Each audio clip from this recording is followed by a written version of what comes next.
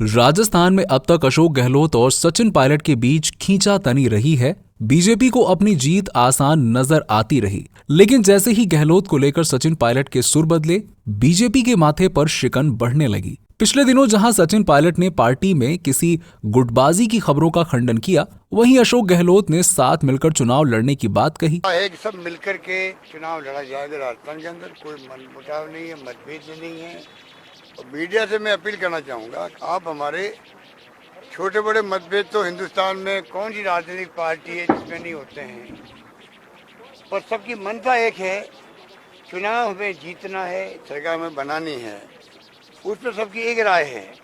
तो मीडिया को चाहिए कि अनावश्यक जो है, अगर छोटे मोटे मतभेद भी होते हैं तो उसको फैलाने का प्रयास नहीं करें। मीडिया की भूमिका में देखिए, उनको बड़ा मज़ा आता है, बड़ा मज़ा आता है।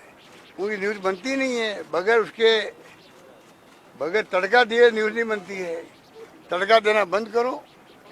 ये चुनाव खाली राजस्थान के इंटरेस्ट में नहीं है, ये चुनाव देश के फ्यूचर को लेके है। राजस्थान के चुनाव कि जो भी उम्मीदवार हैं, जो भी कहीं के भी हैं, वो सब मेरे ही गुट के हैं, मानता हूँ। इसमें कोई किसी का अलग गुट किसी का नहीं है, सब कांग्रेस पार्टी के हाथ के निशान के साथ हैं।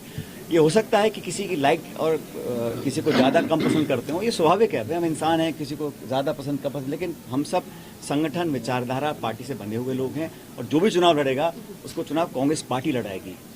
खड़गे जी, राहुल जी, सोनिया गांधी जी लड़ाएंगी, हाथ का चुनाव लड़ाएगा, हाथ का चुनाव चिन्ह। और ये सबको बात जानते हैं और सब बात को एक्सेप्ट करते हैं। कोई अंदर बाहर की बात नहीं है, बिल्कुल स्पष्ट है, सब मिलकर लड़ेंगे, ऐसा कुछ नहीं। आप क्यों लोगों को भड़का रहे हो यार? सब मिलकर चुनाव लड़ेंगे, किसी का उन्हें कोई संदेह नहीं है।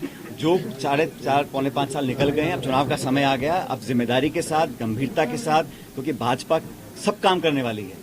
भारतीय जनता पार्टी के लोग, मैं जानता हूं, चुनाव जीतने के लिए कुछ भी कर सकते हैं। इसलिए भ्रमित करना, लोगों को भटका देना, जज्बातों को भड़का देना, आपस में आक्रोश पैदा कर देना, तनाव पैदा कर देना, ऐसे मुद्दे कैसे कैसे उठ जाते हैं। कभी कहा नाम बदल रहे हैं, इंडिया है, भारत है। अरे भाई, दोनों ही नाम संविधान में लिखे हुए हैं।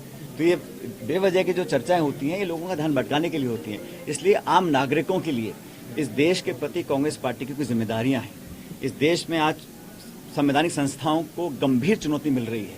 उनको बचाए रखने के लिए, जमहूरियत को मजबूत करने के लिए, ये कांग्रेस सबसे बड़ा विपक्षी दल है। तो इंडिया अलायंस में हम लोग उसको लीड करते हैं, लेकिन हम सबको साथ लेकर चलें। बहुत बड़ी बात है, कितने अरसे के बाद इतने दल इकट्ठे आए हैं, अपने अपने इंटरेस्ट को पीछे रखकर देश को बचाने के लिए एक इंडिया अलायंस हमने फॉर्म किया है। तो जब बाकी लोग कर रहे हैं, तो कांग्रेस जन का तो और ज़्यादा दायित्व बन जाता है कि एकजुटता दिखाएं और आपस में मिलकर साथ चलें। हम सब चुनाव लड़कर भाजपा को हराएंगे, तभी तो मैं समझता हूँ हमारा जो इंडिया अलायंस है, हमारी कांग्रेस पार्टी का जो उद्देश्य है, उसको हम पूरा कर पाएंगे। इससे साफ जाहिर हो गया कि ये गठजोड़ सत्ता परिवर्तन की आस लगाए बीजेपी के लिए सरदर्द साबित होने जा रहा है। कांग्रेस को पूरी उम्मीद है कि गहलोत पायलट सुलह से पूर्वी राजस्थान में कांग्रेस को एक बार फिर से सफलता मिलेगी। पूर्वी राजस्थान के दौसा, अलवर, सवाई माधोपुर, करौली, भरतपुर और धौलपुर में सचिन पायलट का बड़ा असर माना जाता है। सियासी जानकारों का कहना है कि बीजेपी राजस्थान में सत्ता वापसी के लिए पूरा जोर लगा रही है। पूर्वी राजस्थान में गुर्जर बाहुल्य कई सीटें हैं, इन सीटों पर बीजेपी की पैनी नजर है।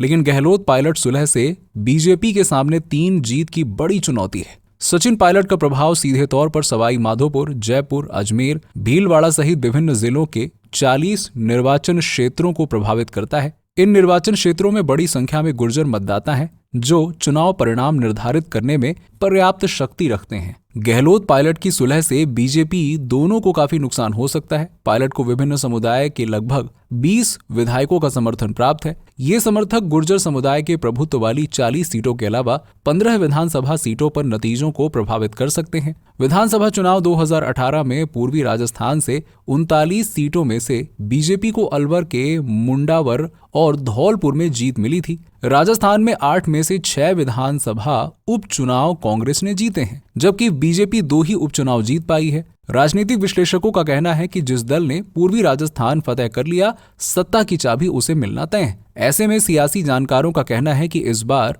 हर बार 5 साल सत्ता बदलने का ट्रेंड बदल सकता है। अब आपको बता दें कि राजस्थान में हर 5 साल में सत्ता बदलने की रवायत रही है। सीएम गहलोत का दाव है कि इस बार उनकी सरकार रिपीट होगी। अब बीजेपी पूर्वी राजस्थान को फतह करने के लिए नई रणनीति बनाने में जुटी है। देखते हैं आगे क्या होता है।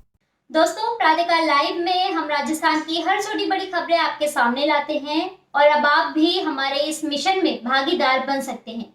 आप अपने इलाके की जरूरी खबरों को प्रातःकाल सोशल मीडिया @gmail.com पर भेज सकते हैं और खबरें पसंद आने पर हम उन खबरों को आपके नाम के साथ पब्लिश करेंगे। और हाँ, एक जरूरी बात, हमारे चैनल को लाइक सब्सक्राइब करना ना भूलें और कमेंट सेक्शन में अपनी राय जरूर दें।